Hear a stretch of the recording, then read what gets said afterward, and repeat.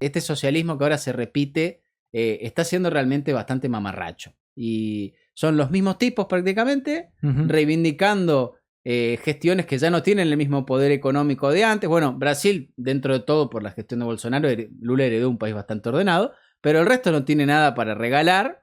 Y si te fijas, estamos como buscando una utopía hacia el pasado, no hacia el futuro. Es como, ¿te acordás lo bien que estábamos? Tendríamos que volver a... Sí. Y es un poco todo eso.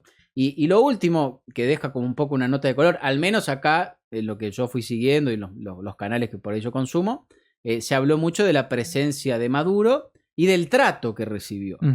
Yo ahí quiero hacer un alto porque habíamos llegado a un punto en los últimos 4 o 5 años en el que no estaba más en discusión que Venezuela era una dictadura. Estaba por lo menos fuera de discusión. Después estaba él, con Chávez era distinto, o deberían dialogar, como decía el Papa Francisco, o deberían tal cosa, o lo que había antes era peor, pero nadie decía, ni en el más impresentable negaba que Venezuela era una dictadura. Muy distinto a esta primera época, yo les decía, de Chávez y compañía, en la que Venezuela era indiscutible. Era igual de inmunda que ahora en su modelo de libertades políticas y de meter presa a la gente y de choreo y demás, pero era indiscutible.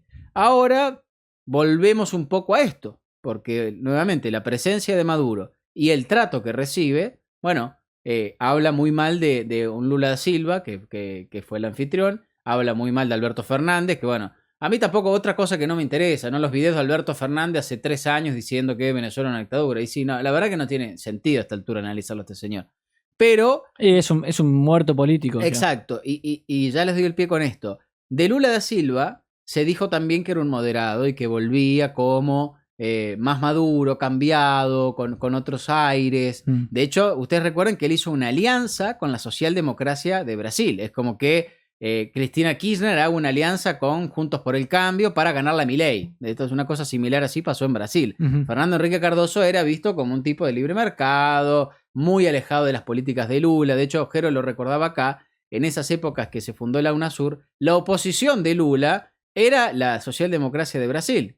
Bueno, no necesariamente Fernando Henrique Cardoso, pero Aécio Neves, José Serra, bueno, políticos de ese momento. Y la verdad que ahora esta gente se sumó y supuestamente ingresaba como alianza al gobierno de Lula para aportarle moderación. Resulta que Lula echó para atrás todas las privatizaciones de Bolsonaro, está reventando el gasto público, persigue opositores, como hablamos en otro programa, cierra redes sociales, y ahora encima, como si le faltaba algo, diplomáticamente se hace amigo de Rusia y de Venezuela, enemistándose por supuesto con Occidente. Así que bueno, ya hablé mucho yo, quiero que opinen ustedes, estuvieron siguiendo el tema. Bueno, Eric, contanos un poco vos que también hiciste un poco el resumen que antes del programa, así que quiero saber qué pensás vos de esto. Bueno, dijiste varias cosas importantes. La cumbre de UNASUR, digamos, para mí en esto tuvo una buena posición lo que dijo Lacalle Pou, que habló, ahora lo vamos a ver en breve, lo podemos poner acá para que la gente también lo vea. Pero básicamente él dijo que hay que terminar con todas estas reuniones, que es lo que mencionabas un poco recién, y empezar a tomar acción real sobre estas cuestiones y terminar con todas estas reuniones institucionales que terminan siendo, digamos, humo, ¿no? Y me parece importante el punto que marcas de estos nuevos intentos de Lula da Silva con la izquierda, como decir, bueno, vamos a retomar las posiciones que ya tuvimos anteriormente, el poder que se tuvo en su momento, tuvieron todos estos, lo que fue el socialismo del siglo XXI, ahora que han vuelto varios de estos líderes nefastos a la región. Entonces empiezan a organizar este tipo de reuniones. Lo de Lacalle Pou fue una crítica pero diplomática para decir justamente un poco todo esto, ¿no? Porque sabemos el rol que cumplió en su momento Lula da Silva respecto de lo que fueron los socialismos del siglo XXI, el rol que cumplió Brasil en ese sentido.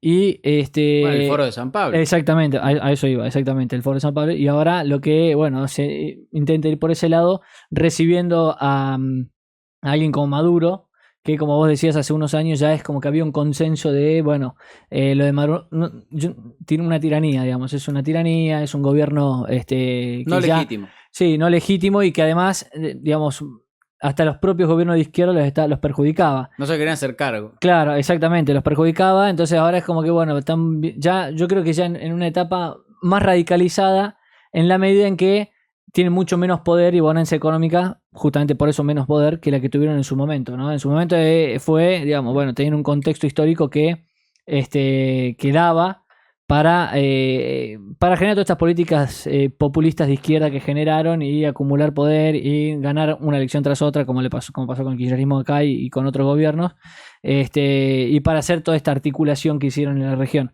Hoy ya estos son un poco ya, digamos, una postura medio de intentar volver a eso, pero que yo no creo que tengan suerte, en la medida en que yo creo que empezó un pequeño cambio. Lo hablamos acá cuando vino Brian Alvariño, que es de Paraguay, y dice, bueno, esto puede marcar un cambio en la región. Estuvimos conversando sobre eso, que haya ganado la derecha ahí en Paraguay, porque la izquierda ya está desprestigiada.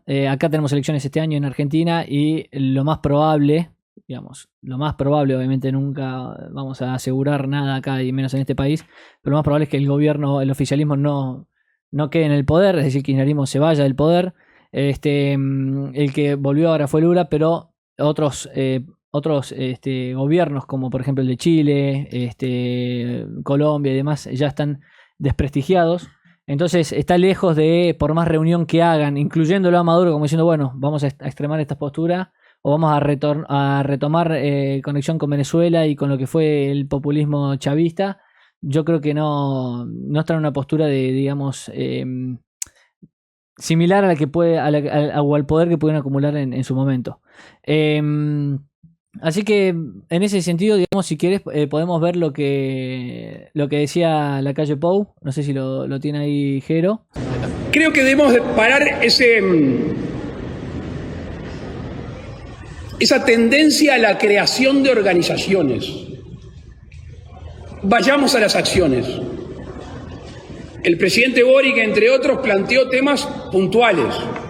En el caso de catástrofes, como tantas otras cosas. Lo mismo hacía el presidente Lasso.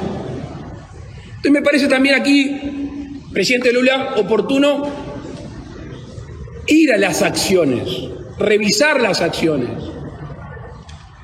andar el camino que hemos empezado en tantas cosas y desandar el camino que ha sido equivocado. Porque también de desandar caminos se construyen las políticas nacionales y regionales.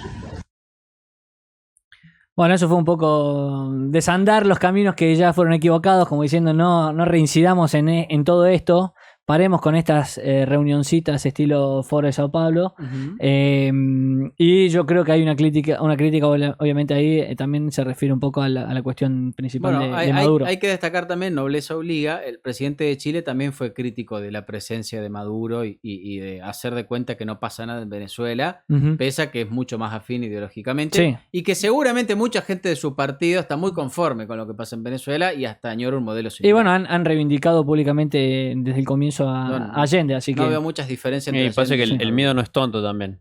Claro. El miedo no es tonto y no le está yendo bien ni en encuesta ni en niveles de imagen positiva. Pero cuando te va mal en las encuestas, Alberto Fernández tampoco lo ve en las encuestas en la imagen positiva y sin embargo se arrastra. Pero Alberto Fernández ya se asume un cadáver. Ah, claro. Boric no. Pero en Chile le queda mucho tiempo. Creo que en Chile no hay reelección. ¿En Chile no hay reelección? A ver, que comenten acá los chicos en el grupo. Un 80% me jugaría. No recuerdo eso. Yo creo que sí, ¿eh? Ahora me hiciste dudar, pero no. Me parece que sí. Alguien alguien de Chile que nos diga, a ver, pero yo tenía entendido que sí, no sabía que no había. No, sí, Bachelet hizo dos gestiones seguidas. No seguidas. Claro, eso ahora me hiciste dudar, claro. Si hay o no. Pero bueno, volviendo al tema, Chile tampoco es argentino. El público chileno, el votante chileno tampoco es igual al argentino. Y como dice Cámara, es un muerto político, o sea, ya perdido por perdido. Pero no le reconoces entonces el haberse distanciado de Maduro, digamos. ¿Lo ves como oportunista? No, se lo reconozco, pero si él estuviera, o sea, como dice Giordano, yo coincido con Giordano en esto, si él estuviera en un buen momento político, sí, si esto hubiese sido hace unos meses, apenas asumía, no pasaba este distanciamiento. Okay. Ahora que se vino abajo por las posturas que tomó y por la crisis que está atravesando Chile, por cómo le fue en las elecciones que estuvimos hablando acá respecto de lo que fue la derecha y demás. Como si era la Venezuela de los petrodólares, chau. Claro, exactamente. No tiene nada que ofrecer. Es un costo político grande a pagar y ya Venezuela no tiene nada que ofrecer. Perdón, quería aclarar además, porque uno dice, bueno, lo de Venezuela no es solamente que no votan, es la represión permanente, los presos políticos, la no libertad de prensa, bueno, además del desastre económico, porque uno por ahí dice, bueno, listo, elecciones técnicamente hay, no compite nadie y los opositores van presos. Lógico. Pero eso es importante aclarar porque mucha de esta gente, y me refiero a los que dejaron volver a Lula al poder, decían que el peligro era Bolsonaro, ¿no? Porque no reconoce elecciones, porque es dictador. Bueno, ahí tienen al amigo ahora de gobierno. Me parece que eso no es menor, más que nada por esto, porque fue hace un año lo que discutíamos de Bolsonaro, me parece. O menos, ¿no? 6 meses, ¿cuánto fue? Sí, menos. Finales, porque asumió el 1 de enero Lula, así que tiene que haber sido sobre finales del año pasado. Y la verdad que en ese momento, tanto Europa como Estados Unidos, bueno, el resto de la oposición de Brasil y demás, dijeron, no, reconocemos el triunfo de Lula porque Bolsonaro es el verdadero peligro, tiene que salir como sea. Y ahora se acercó a Rusia, se acercó a Venezuela. Es la hipocresía de siempre. Sí, se acercó a Rusia hasta que Estados Unidos le tiró la oreja. ¿Cuándo le tiró la oreja? ¿En qué sentido? Hizo, o sea, la embajada y no sé si fueron unos senadores, algo, hicieron o sea, le hicieron un reclamo a Lula y Lula, bueno, dijo que no, que en realidad no queremos decir esto, que nosotros luchamos por el diálogo. Bien. La misma pava de siempre.